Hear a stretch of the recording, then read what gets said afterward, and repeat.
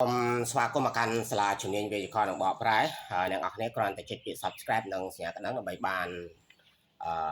ព័ត៌មានទាក់ទងនឹងការបរៀនជំនាញបកប្រែសំឡេងបកប្រែទាល់មាត់សន្ទនាកម្រិតដំបូងសន្ទនាកម្រិតមធ្យមនិងវិទ្យាករគ្រប់ប្រភេទអូខេថ្ងៃនេះខ្ញុំបរៀនអ្នកបន្តនៅសន្ទនាកម្រិតដំបូងហើយយើងចូល unit 9មេរៀនទី9ហើយនេះជាចំណងជើងណា Learning of Foreign Languages ការរៀនភាសាបរទេសបញ្ចប់ខ្ញុំដាក់ពីលេខរៀនទី7ដល់ទី9ហើយសូមបញ្ជាក់ក្នុងសភៅខ្ញុំអត់មានលេខរៀនទេខ្ញុំដាក់នេះងាយស្រួលក្នុងការបរៀនអ្នកនរគ្នាណាឥឡូវនេះចូលសំណួរទី7 Do you understand the specialty skill Do you understand the specialty skill តើអ្នកចេះជំនាញឯកទេសទេសញ្ញាព្រួយនេះជាចម្លើយ Yes I do but sometimes I'm stressed with it Yes I do but sometimes I'm stressed with it បាទខ្ញុំចេះប៉ុន្តែមានពេលខ្លះខ្ញុំធុញថប់នឹងវាដែរនឹងវាណា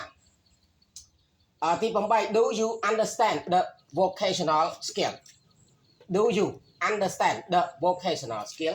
តើអ្នកចេះជំនាញវិជ្ជាជីវៈទេសញ្ញាព្រួយជាចម្លើយ No I don't No I don't ទេខ្ញុំអត់ចេះទេ For me this skill is too difficult to learn although I do the best for it For me, this skill is too difficult to learn, although I do the best for it. សម្រាប់ខ្ញុំជំនាញនេះពិបាករៀនណាស់ទោះបីខ្ញុំខំប្រឹងរៀនអស់ពីសមត្ថភាពយ៉ាងណាក៏ដោយទី9 By the way, do you understand to compose songs? Do you understand to compose songs? និយាយអញ្ចឹងតើអ្នកចេះនិពន្ធបទចម្រៀងទេសញ្ញាព្រួយជាចម្លើយ Yes I do Yes I do បាទខ្ញុំចេះ You know composing songs is my hobby Composing songs is my hobby អ្នកដឹងទេការនិពន្ធបទចម្រៀងគឺជាចំណង់ចំណូលចិត្តរបស់ខ្ញុំ Writing songs makes me delightful Writing songs makes me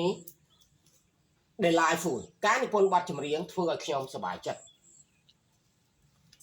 អូខេហ្នឹងហើយចុងក្រោយខ្ញុំជូនដំណឹងតាក់ទងទៅនឹងការលោកសភៅខ្ញុំមានលោកសភៅគ្រប់ប្រភេទដូចជាសភៅបកប្រែកសែតសភៅពាក្យកសែតណាសភៅ formal word សភៅ structure សភៅ expression